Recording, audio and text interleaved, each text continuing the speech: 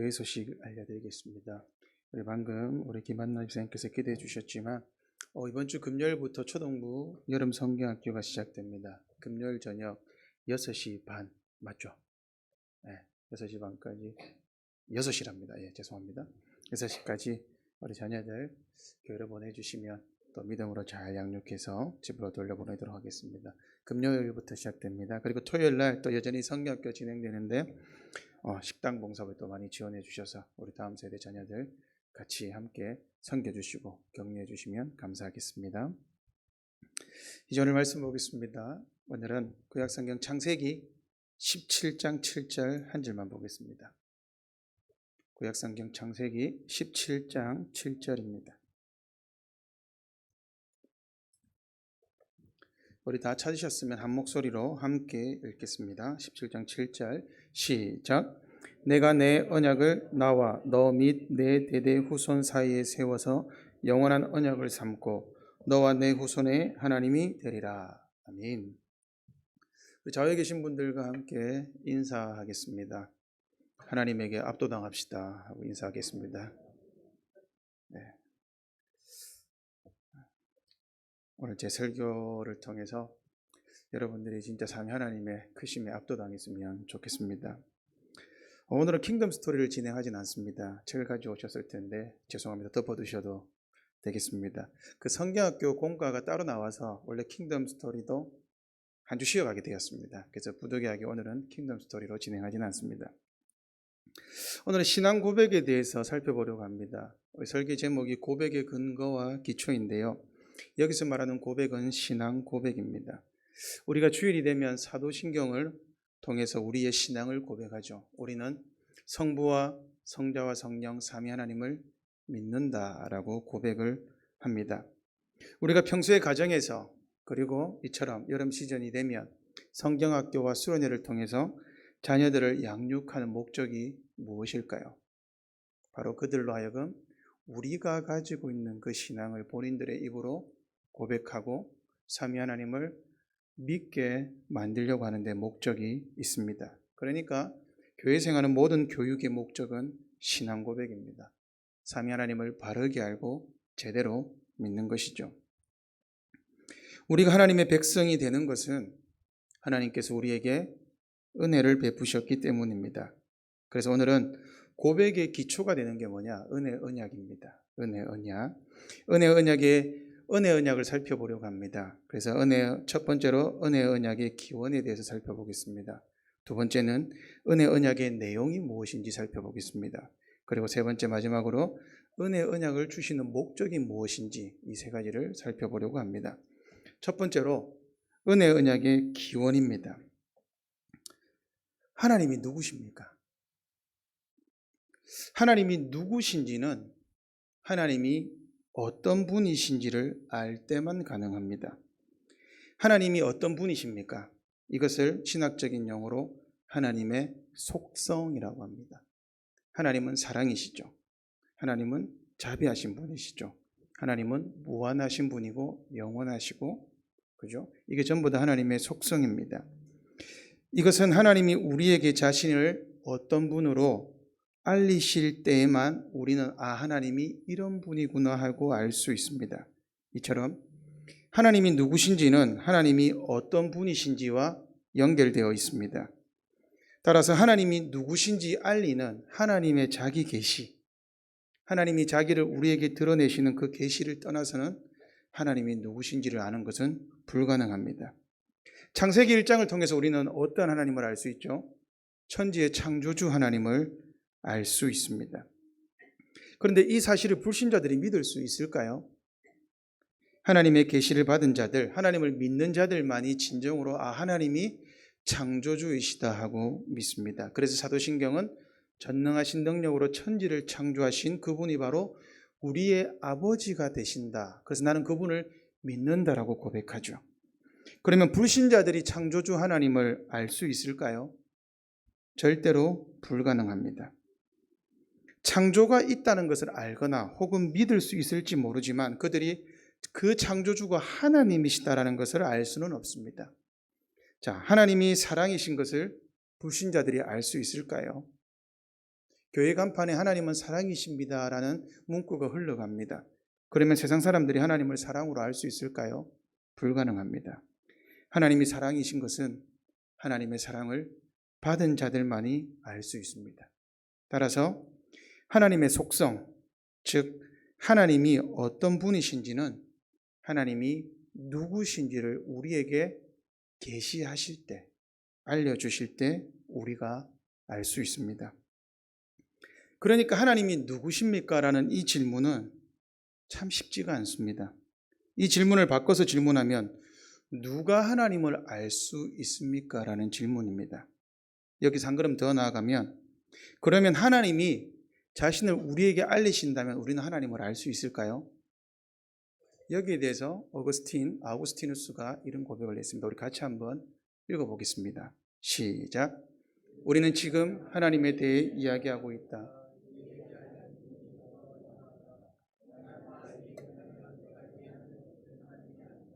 우리의 고백은 경솔한 지식 선언보다는 경건한 무지의 고백이 되도록 하자. 하나님을 아는 약간의 지식에 도달하는 것만도 큰 복이다. 하지만 하나님을 파악하는 것은 전적으로 불가능하다. 이것을 하나님의 불가해성이라고 합니다. 우리는 하나님에 대해서 전부 알 수 없습니다. 하나님이 이해되십니까? 그러면 하나님이 아닙니다.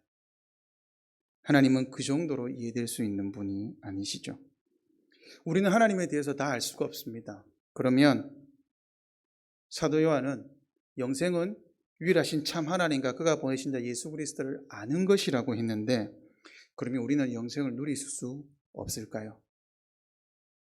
여기에 대해서 우리의 종교개혁자 선배인 존 칼빈은 이렇게 이야기를 합니다.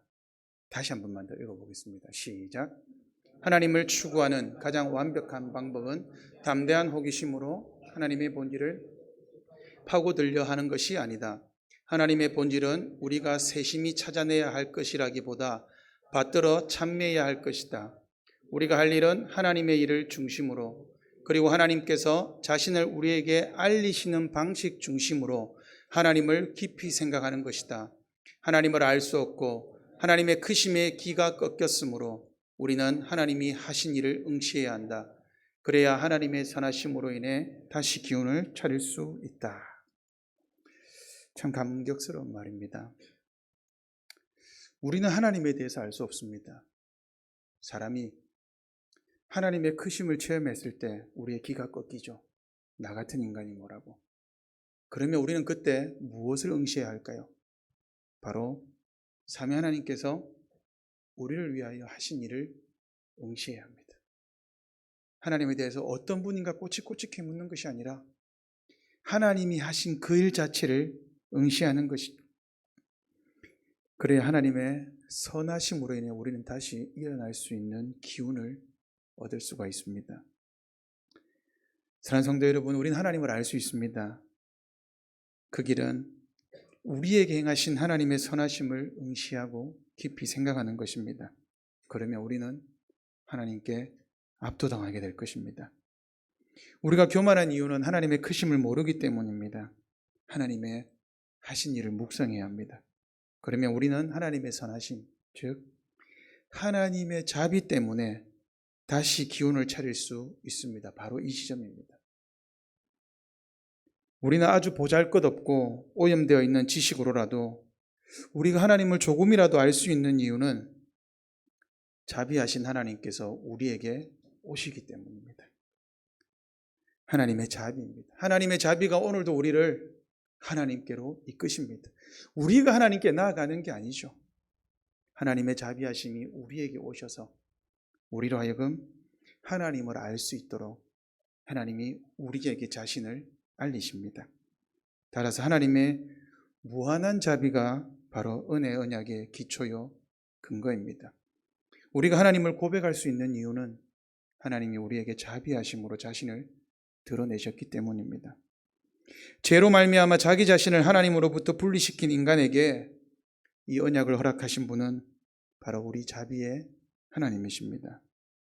죄 많은 인간이 이 언약의 모든 혜택과 유익을 받아 누리게 하시고 이 언약에 따라 살아가게 하시며 이 언약을 통해 하늘의 영광으로 결국 인도하시는 분도 바로 하나님이십니다. 이 시간 자비하신 하나님께서 크신 자비로 다시 우리를 찾아오십니다. 하나님의 크신 자비를 누리시기를 바랍니다. 첫 번째로 은혜 언약의 기원은 하나님의 자비하심이다라고 말씀드렸습니다. 그러면 은혜 언약의 내용은 무엇이냐? 그 자비하신 하나님께서 우리에게 오셔서 무엇을 주시는가를 살펴보겠습니다. 웨스트민스터 신앙고백서 7장은 하나님께서 사람과 맺으신 언약에 대해서 말하고 있습니다. 아담과 하와가 타락하기 전에 여러분 기억해 보십시오. 하나님이 아담과 하와를 창조하셨을 때 그들이 원하면 하나님께 나아갈 수 있었을까요? 아닙니다. 착각입니다.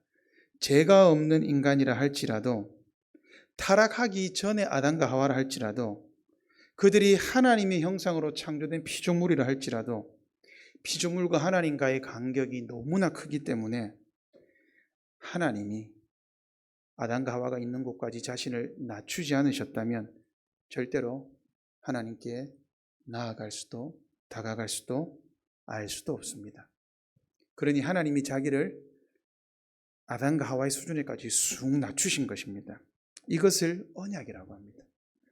하나님이 사람에게 나타나셔서 하나님이 자신을 낮추시고 친밀한 관계를 맺으시는 것, 그것을 언약이라고 합니다.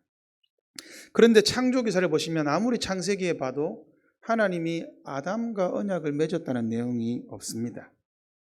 호세아 6장 7절을 같이 한번 읽어보겠습니다. 시작.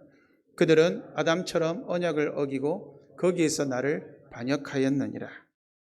아멘. 그러니까 호세아 말씀에 의하면 하나님이 아담과 맺으신 것이 언약이었다라는 것을 알 수 있습니다. 하나님이 아담과 맺은 언약을 뭐라고 할까요? 행위 언약이라고 합니다. 왜 행위 언약이라고 할까요? 행위 언약과 은혜 언약을 한번 비교해 보겠습니다. 행위 언약 자체가 부족한 게 아닙니다. 여러분, 하나님이 아담에게 오셔서 약속하신 것 자체가 부족한 게 아니라 행위 언약의 위험성은 어디에 있느냐? 자, 보십시오. 하나님이 아담에게 나타나셨습니다. 무엇을 요구하셨죠? 하나님이 생육하고 번성하여 땅에 충만해라, 이 사명을 주신 다음에 동산 중앙에 있는 성각을 알게 하는 나무의 열매는 따먹지 마라. 그리하면 네가 영원히 살리라. 하나님이 에덴에서 주시는 모든 복락을 다 누릴 수 있게 하시겠다라고 약속하셨습니다. 자, 완전하고 인격적인 순종을 근거로 해서 하나님이 아담에게 언약을 주셨죠. 자, 그런데 여러분, 실제로 우리가 구원받는 방법이 두 가지가 있습니다. 첫 번째는 갈라디아서 3장 12절이 말하는 대로 율법을 100% 다 행하면 됩니다. 한마디로 죄를 안 지으면 됩니다. 그러면 구원받을 수 있습니다. 이것이 행위 언약입니다. 자, 그런데 행위 언약의 위험성은 어디에 있느냐? 언약이 깨질 위험이 누구에게 있었느냐? 바로 사람의 손에 맡겨졌기 때문에 행위 언약이 깨질 위험이 있습니다. 그러니까 여러분, 행위 언약 자체도 하나님이 은혜로 베풀어 주신 것입니다.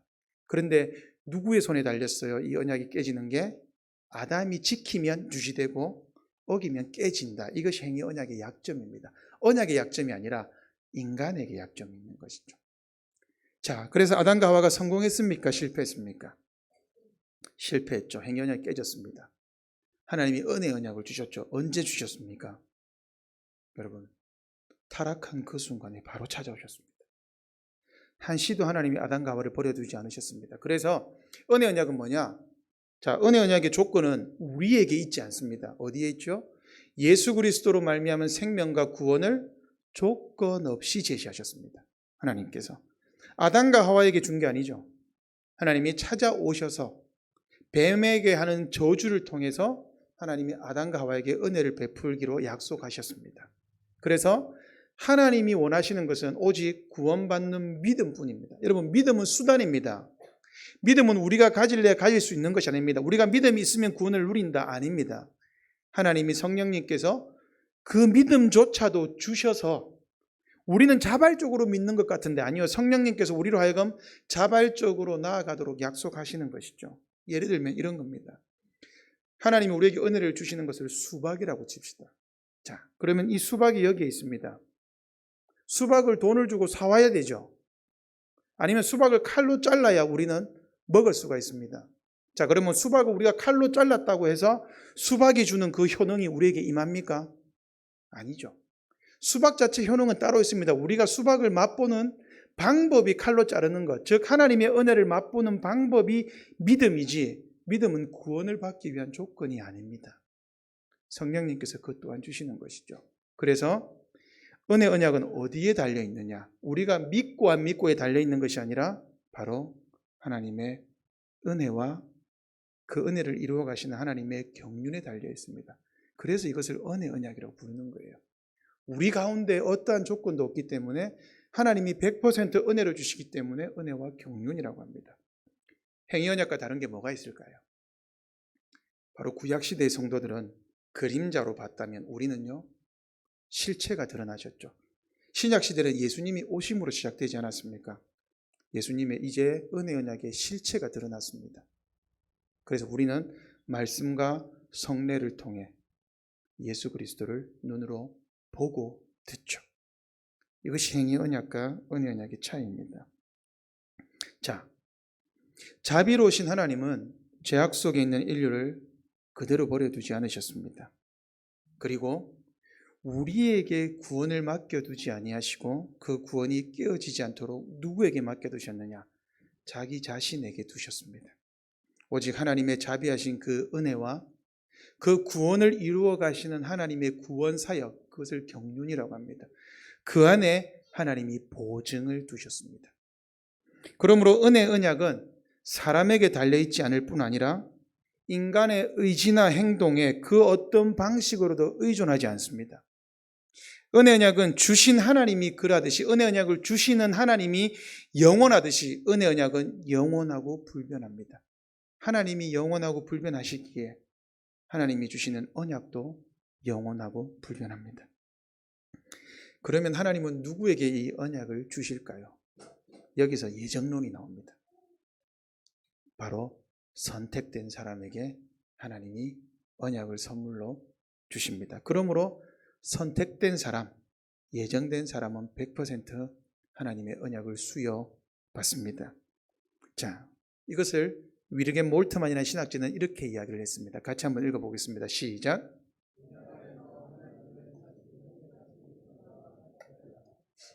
언약은 선택의 근거에 있고 선택은 항상 언약의 역사 안으로 부른다. 참 멋있는 표현이죠. 하나님이 여러분에게 언약을 주셨으면 그것은 하나님이 여러분들을 선택한 겁니다. 그러니까 선택된 자만이, 이것을 쉽게 이야기하면 구원받은 자만이 하나님의 언약을 알 수 있습니다. 이것을 예정이라고 합니다. 그래서 언약은 어디에 근거해 있습니까? 선택에 근거해 있습니다. 여러분이 하나님이 선택하셨습니까? 그러면 여러분들은 하나님의 언약 안에 있습니다. 그리고 선택은 항상 언약의 역사 안으로 우리를 불러가죠. 아, 하나님이 나와 약속하셨구나. 하나님이 우리와 약속하셨구나. 하나님의 언약의 역사가 결코 멈추지 않는구나. 하나님이 은혜 언약을 주시는 대상은 바로 여러분처럼 선택된 하나님의 백성입니다.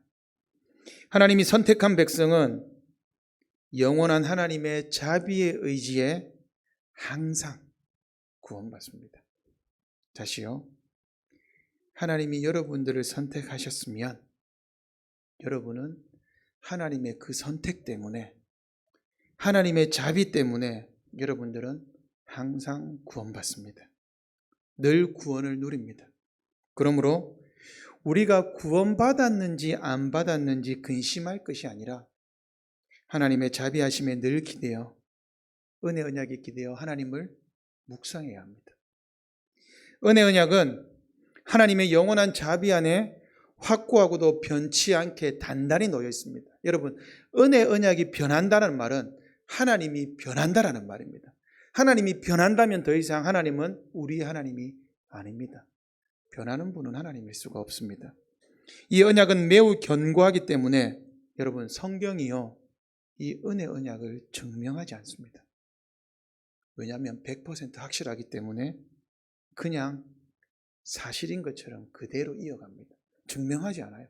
왜냐하면 증명할 필요가 없기 때문이죠. 여러분, 증명해야 되는 것은요, 거짓이거나 의심스럽기 때문에 증명하는 것이죠. 그러나 성경은 은혜 언약을 증명하려고 절대 노력하지 않습니다. 여러분 기억하십시오. 은혜 언약은 우리가 하나님과 맺은 상호 계약도 아닙니다. 우리가 은혜 언약이 하나님과 충분히 논의하고 숙고한 이후에 상호 동의하였기 때문에 맺는 합의도 아닙니다. 은혜 언약은 그저 하나님이 세우신 제도입니다. 하나님의 은혜로운 성품이자 그리스도 안에서 주어지는 선물입니다. 유언이나 증언처럼 그저 주어지는 유산입니다. 그저 유산의 형식으로 은혜 언약의 신적인 복은 여러분들의 의지와, 즉 우리의 의지와 상관없이 우리에게 임합니다. 은혜 언약이야말로 하늘로부터 우리에게 주어지는 가장 고귀하고 완전한 선물입니다. 사랑하는 성도 여러분, 행위 언약의 파괴로 인해 사망과 저주 가운데 처한 우리를 하나님은 그대로 버려두지 않으시고 다시 구원을 약속하셨습니다.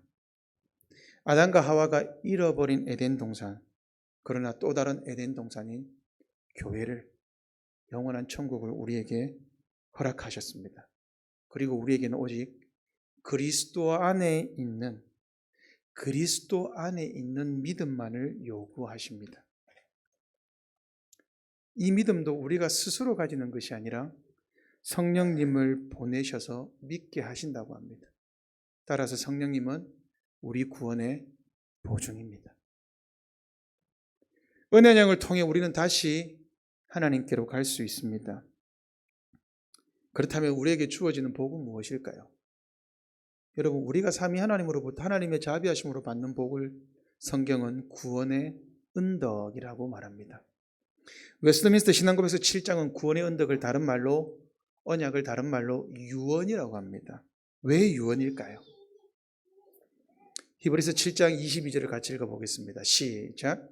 이와 같이 예수는 더 좋은 언약의 보증이 되시느니라. 히브리서는 구약과 신약을 비교합니다.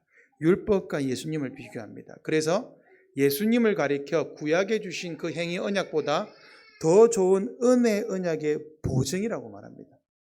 여러분, 이 보증이라는 단어가 성경에 3번이 더 나옵니다. 고린도후서 1장, 5장, 에베소서 1장이 나옵니다. 근데 여기서 나오는 보증은 다릅니다. 고린도후서와 에베소서에 나오는 보증은 보증금입니다. 근데 여기서 7장 22절에는 보증인입니다. 무슨 말이냐?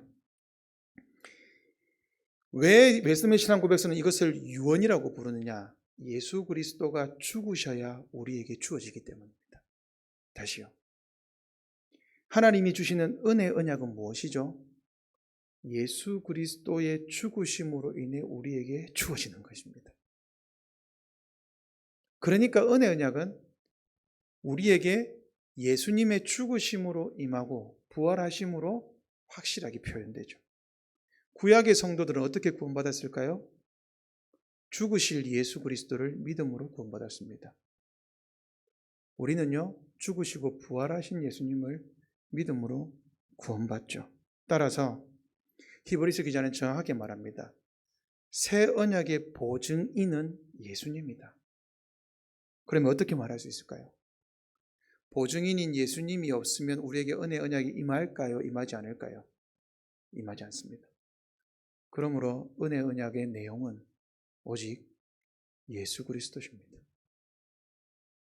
여러분, 하나님이요 우리에게 주시는 것은요, 구원의 은덕은요 예수 그리스도 안에서 예수 그리스도와 함께 임하는 것이지 예수 그리스도 없는 구원의 은덕은 없습니다.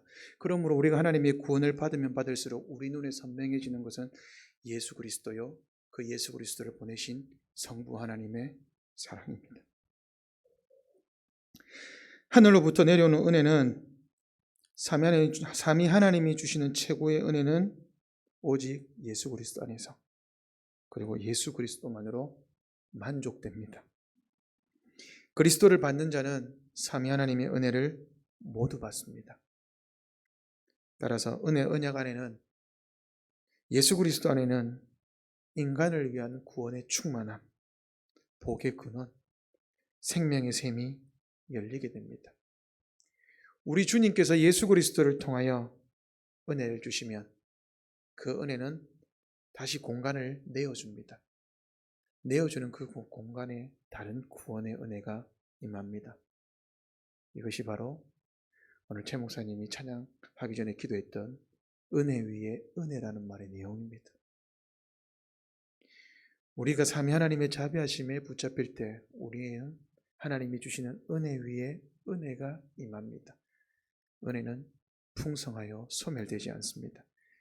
왜냐하면 은혜의 근원이신 주님이 풍성하시고 소멸되지 않으시기 때문이죠. 그렇다면 마지막 세 번째로 우리에게 은혜 언약을 주시는 목적이 무엇일까요? 은혜 언약의 기원은 삼위 하나님의 자비하심입니다. 삼위 하나님의 자비하신 은혜는 우리에게 내용을 주는데 그 내용은 예수 그리스도십니다. 우리에게 그 은혜 언약을 주심으로 그럼 하나님이 결국 이루고자 하시는 그 목적은 무엇일까요?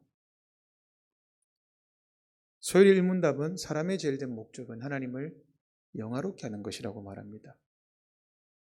바울 사도도 너희가 먹든지 마시든지 무엇을 하든지 하나님의 영광을 위하여 하라고 했습니다. 조금 발칙한 생각이지만 혹시 이런 생각 해보신 적 없습니까? 내가 왜 하나님의 영광을 찬양해야 될까? 어쩌면 우리는 하나님의 영광을 위한 소모품은 아닐까? 그런 생각 해보신 적 없습니까?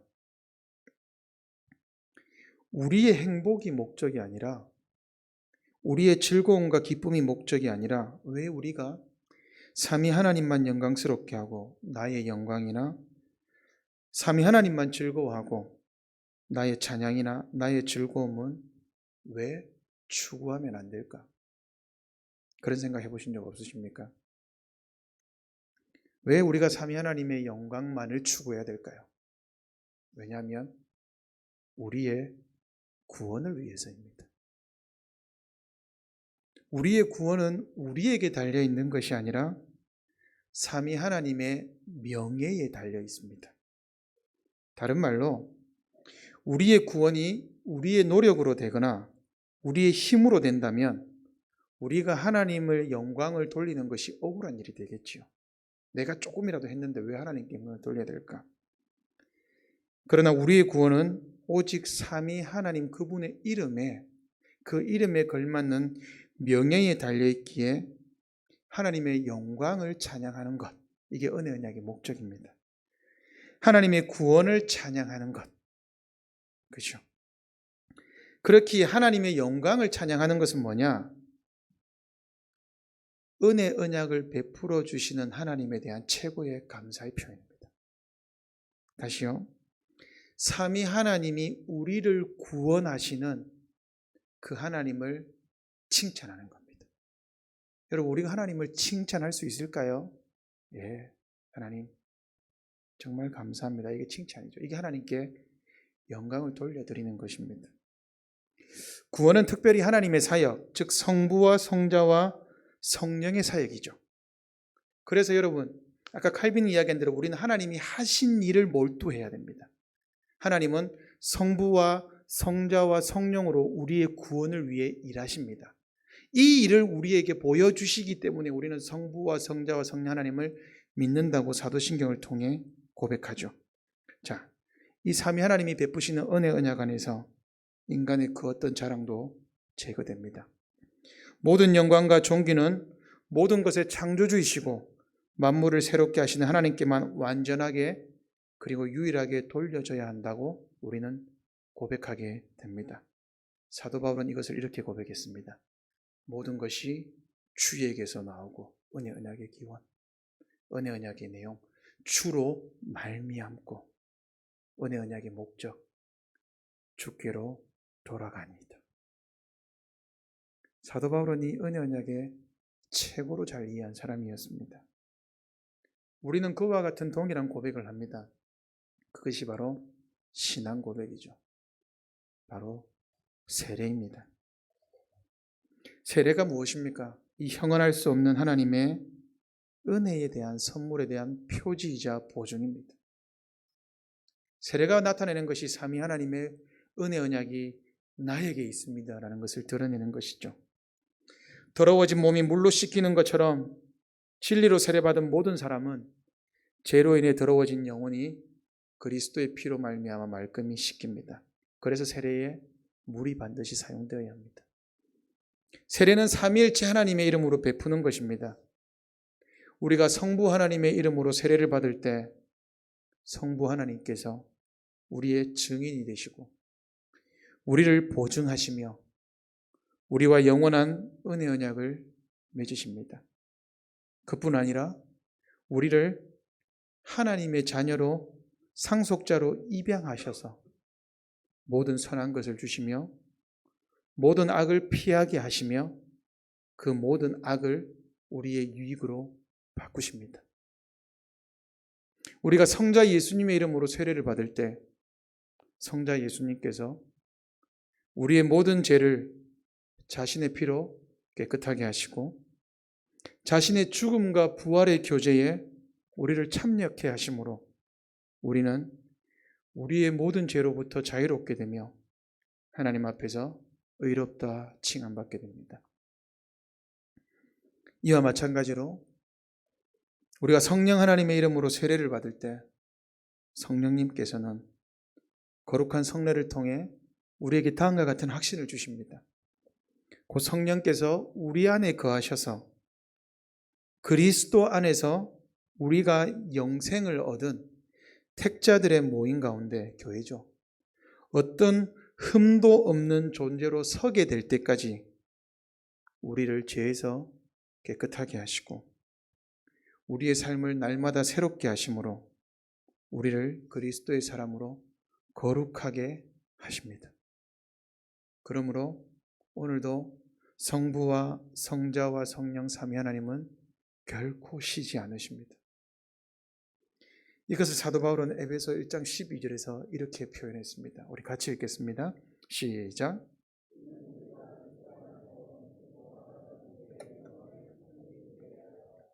아멘. 이는 우리가 그리스도 안에서 전부터 소망하던 우리가 소망하는 게 무엇일까요? 여러분, 이게 우리가 소망하는 게 아닙니다.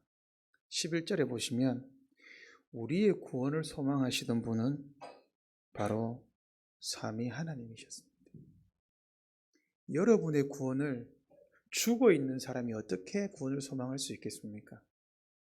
우리가 구원을 소망한다면 그것은 삼위 하나님이 우리를 살리셨기 때문입니다.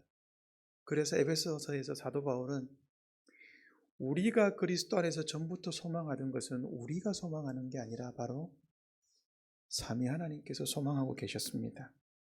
그리하여 하나님이 싫다고 그 자리를 박차고 나간 우리를 기어코 성부와 성자와 성령의 사역으로 우리를 깨끗하게 하시고 기어코 우리로 하여금 하나님의 영광을 찬송하게 하실 것입니다. 공동번역이 번역을 잘했습니다. 그의 영광에 찬송이 된다라는 말은 그것을 정확하게 번역하면 우리로 하여금 하나님의 영광을 찬송하게 합니다 라고 말합니다. 여러분, 은혜 언약의 수요자는요 어떠한 일이 발생합니까? 하나님이 기어코 죄로 인해 하나님의 자리를 박차고 나간 그 사람을 우리를 끌고 와서 하나님이 끌고 왔지만 우리는 자발적으로 온 것처럼 보입니다. 그리고 기어코 우리를 구원하셔서 우리를 하여금 하나님의 영광을 하나님 잘하셨습니다 하고 찬송하게 만드십니다. 이것이 은혜 언약의 목적입니다. 하나님은 여러분들로 하여금 이사야 선지자가 말하는 대로 찬송을 받으시기까지 절대로 쉬지 않으십니다. 이 삼위 하나님의 자비에 기대어 우리는 오늘도 영원한 이 하나님의 언약을 누릴 수 있습니다. 우리는 삼위 하나님이 오늘도 자비하심으로 우리의 마음을 바꾸고 은혜를 베푸셔 영원한 구원을 베푸시니 구원의 하나님을 고백할 수 있고 즐거워할 수 있고 기뻐할 수 있습니다. 여러분의 구원은 삼위 하나님이 원래부터 의도하셨고 바라고 계셨습니다. 이 삼위 하나님의 바라던 구원이 우리 성도님들의 삶에서 하나님의 자비하심으로 날마다 이루어지는 기쁨을 누리시길 바랍니다. 오직 삼위 하나님의 자비하심이 우리를 살립니다. 우리 말씀을 기억하며 찬송가 85장을 함께 찬양하겠습니다.